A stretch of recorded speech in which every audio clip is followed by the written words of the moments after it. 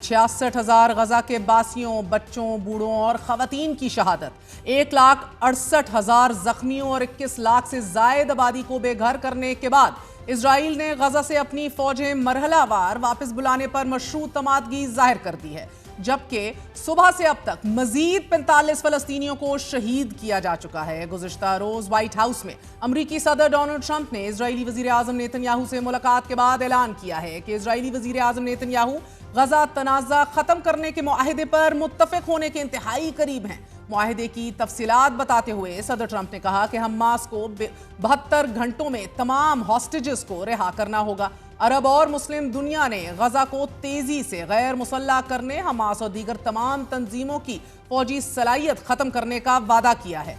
हम उन ममालिक पर भरोसा कर रहे हैं और मेरे सुनने में आया है कि हमास भी यही करना चाहती है। बज़ाहिर सदर ट्रंप का मंसूबा मशरूत है, जहां एक जानिब वो हमास को गैर मुसल्लह करने की जिम्मेदारी अरब दुनिया पर डाल रहे हैं, तो दूसरी तरफ उन्होंने ऐसी कोई कमिटमेंट नहीं की कि जिससे ये तासुर मिलता हो कि अगर नेतन्याहू ने मगरबी किनारे और गजा पर कब्जा किया तो नेतन्याहू को कैसे जिम्मेदार ठहराया जाएगा। बल्कि सदर ट्रंप ने कहा है कि अगर हमास ने मुआहिदा मुस्तरद कर दिया तो मुमकिन है और मुझे तवक्को है कि हमें एक मुस्बत जवाब मिलेगा, लेकिन अगर नहीं तो फिर नेतन्याहू को मेरा मुकम्मल ताउन होगा कि वो जो करना चाहें करें। सदर ट्रंप ने अमन कायम करने के लिए एक बोर्ड ऑफ पीस की तश्कील का ऐलान करते हुए यह कहा है कि मैं अरब दुनिया के कई रहनुमाओं का शुक्रिया अदा करना चाहता हूं, जिन्होंने इस तजवीज़ की तैयारी में शानदार हमायत फराहम की। वज़ीर आज़म पाकिस्तान और फील्ड मार्शल सैयद आसिम मुनीर शुरू से हमारे साथ थे। इस बोर्ड की क़यादत अरब रहनुमा इजराइल और वो खुद करेंगे और इनमें से एक टोनी ब्लेयर होंगे। अमरीकी सदर और इजरायली वजीर आजम की तरफ से मुजवजा अमन मुआहिदे के ऐलान के बाद आज पाकिस्तान की जानिब से पॉलिसी बयान जारी करते हुए वजीर खारजा और नायब वजीर आजम इसहाक डार का कहना है कि पाकिस्तान फ़लस्तीन से मुतल्लिक मुजवजा अमन मुआहिदे पर 8 इस्लामी ममालिक के बयान की हमायत करता है। हमें यकीन दिलाया गया है कि हमास इस प्लान की हमायत करेगी और उम्मीद है कि हमास मंसूबे की मुखालिफत नहीं करेगी। मंसूबे के तहत फ़लस्तीन में अमन फौज तैनात होगी। इंडोनेशिया ने फ़लस्तीन में 20,000 फौजी तैनात करने की पेशकश की है और पाकिस्तान की क़यादत भी इससे मुतल्लिक कोई फैसला करेगी। ये लीडरशिप लेवल की ये मीटिंग जो थी, इसका एक ही एजेंडा था कि किसी तरीके से फौरी सीज फायर के लिए कोशिश की जाए ताकि ये खून बह रहा है हर रोज मासूमों का बंद हो जाए। जो वहाँ बेसिकली आइडिया है कि वहाँ एक पैलेस्टीनियन की टेक्नोक्रेट इंडिपेंडेंट गवर्नमेंट होगी और उसके ऊपर एक ओवरसाइट बॉडी होगी इंटरनेशनल, जिसमें मोस्टली पैलेस्टीनियन ही होंगे। तो जो फोर्स है पीस कीपिंग फोर्स, जो ग्राउंड पे जो डील करेंगे वो पैलेस्टीनियन लॉ इन्फोर्सिंग एजेंसीज होंगी। जो उनको सपोर्ट करेंगी उस फोर्स का जिक्र है। उसमें इंडोनेशिया हैज ऑफर्ड 20,000 अपने पर्सनल, जो उनके law enforcing personal. I am sure Pakistan will also decide, leadership फैसला करेगी। हमने उनको ये कहा है कि ये जो भी अरेंजमेंट हो इसको यूएन सिक्योरिटी काउंसिल में भी डॉक्यूमेंट किया जाए। इसहाक डार साहब का कहना था कि ट्रंप से 8 मुस्लिम ममालिक के सरबराहान की मुलाकात का मकसद बहते खून, शहरियों की इलाका बदरी, शहरियों की वापसी, तवाफ पट्टी की बहाली और मगरबी किनारे को इजराइल के हड़पने के प्रोग्राम से रोकना है। इसहाक डार ने फ़लस्तीनी रियासत के क़याम से मुतल्लिक पॉलिसी बयान को दोहराते हुए ये बताया है कि पाकिस्तान के मौक़िफ़ में कोई तब्दीली नहीं आई और ना ही आएगी।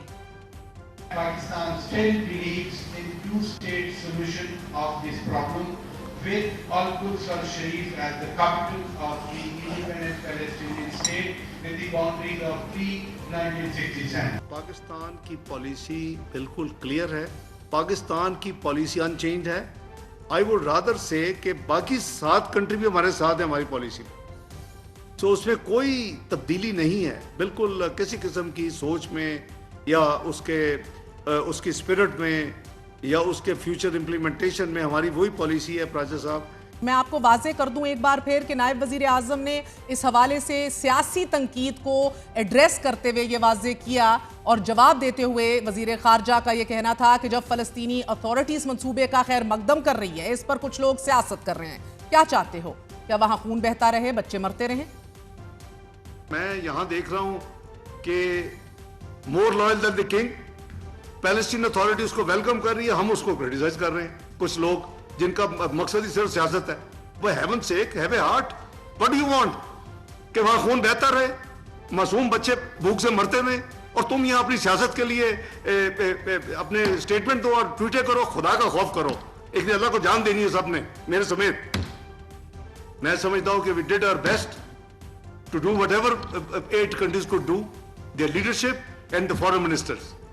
हमने अल्लाह ताला को राजी करने के, मेरी प्राइम नीयत ये थी कि मैं अल्लाह ताला को राजी करने के लिए पूरी एफर्ट कर रहा हूं, ये पूरे राउंड्स कर रहा हूं। मैं खुदा के लिए किसी चीज को तो सियासत से आप मुबर्रा कर दें। अजीब किस्म की ना को समझ है, ना को बैकग्राउंड है, ना को पता है कि क्या क्या हुआ है, कि जैसे हवा में एक अनाउंसमेंट किसी ने कर दी है। ओ भाई, इसके पीछे बहुत काम हुआ है।